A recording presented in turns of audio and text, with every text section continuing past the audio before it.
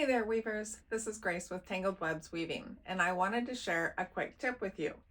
So I usually have several projects in the planning, and sometimes it's a little difficult to collect the exact yarn that I want to use in a project.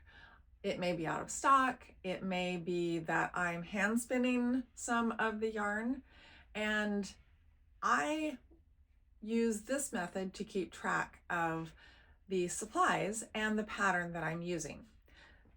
So I put all of the yarns that I am going to be using in a Ziploc bag as I get them, and I keep a copy of the pattern, that's upside down, for the project that I'm doing in the Ziploc bag with it. That way I can always reference the pattern and what yarn I need, and I can see what yarn I have gotten already. Once I check off all the yarns, then I know that my project is ready to put on the loom when my loom is free. So right now I have actually four, because I just started the next one.